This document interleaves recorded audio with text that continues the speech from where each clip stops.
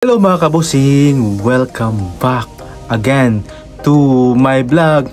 So for today's video nga mga kabusing, ang pag-uusapan natin ngayon ay ang sashing ceremony ng Miss Universe Philippines Taguig mga kabusing, na kung saan i-reveal na ngayon ng Miss Universe Philippines Taguig kung sino ang kanilang kandidata at ilalaban nila ito sa national pageant ng Miss Universe Philippines 2025. Yan ang ating aalamin mga kabosing.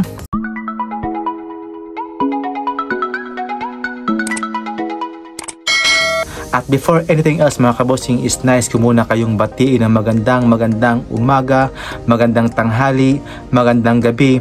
At syempre dito sa bansang Bahrain is hapon na mga kabosing. So mamaya is papasok na ako at aalis na ako papuntang duty ngayon mga kabosing, kaya nakabihis na ako ngayon. So ayan na nga mga kabosing, i-reveal ko na kung sino ang pambato ng Taguig, na kung saan makipag salpukan talaga sa laban sa edisyon ni ito mga kabosing, at puksaan talaga kung sino ang mamamayagpag at mag-uwi ng corona bilang isang Miss Universe Philippines 2025. So here is the candidates mga kabosing na i-reveal na ngayon, kundi si Katrina Ligado mga kabosing. So alam mo naman na nga mga kabosing na itong si Katrina Ligado is lumaban na nga ito ng Reina Hispano-Americana 2019 mga kabosing, at siya na nga ang nag-uwi bilang isang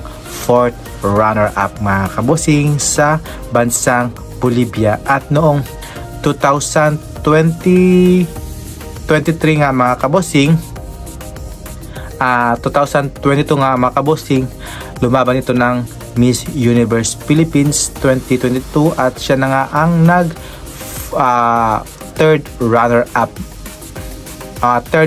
mga kabosing, na kung saan nakalaban niya ito si Pauline Amelenx, si Michelle D, Celeste Cortesi, si Annabelle McDonald mga kabosing, at syempre siya mga kabosing. Kaya grabe talaga mga kabosing, puksaan na talaga ang laban ngayon, kasi nandyan na si Iliana Marie Aduana, dadagdagan pa ni Katrina Ligado, at syempre yung mga newbies na si Eloisa Halyud mga kabosing, at yung mga taga Cebu. At ang grabe talaga mga kabosing kung sino talaga ang mapipisil nyo at makukoronahan bilang isang Miss Universe Philippines 2025 sa darating na April na mga kabosing, yung kanilang laban. So abang tayo dyan mga kabosing kung sino ang ilalaban sa Miss Universe Philippines 2025.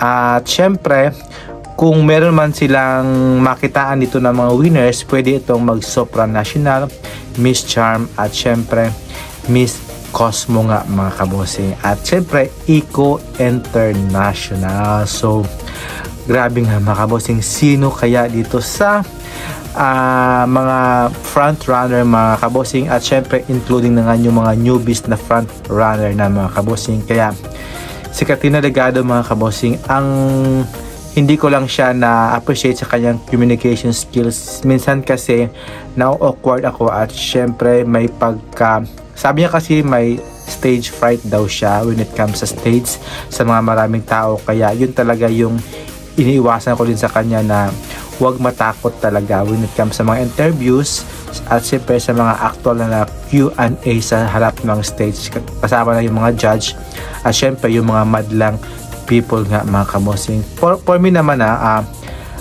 sa beauty, pasok na pasok. Sa communication skills, okay lang din. Sa pasarela mga kabosing, grabe din to si Katrina Ligado, lumalaban talaga when it comes sa stage nga mga kabosing. Emote kung emote talaga, or pwede din siyang maging Miss Grand Philippines mga kabosing, kasi sobrang sexy niya, ganda rin na, at saka Pinay na Pinay. Kung hindi man siya pala rin dito sa Miss Universe Philippines, pwede naman siyang sumali sa Miss Grand Philippines mga kabosing. Makipagpuksaan silang dalawa ni Michelle D doon, di ba mga kabosing? At Thank you for watching mga kabosing, and see you in my next vlog. And have a nice day po. Keep safe po. Subscribe. Bye-bye.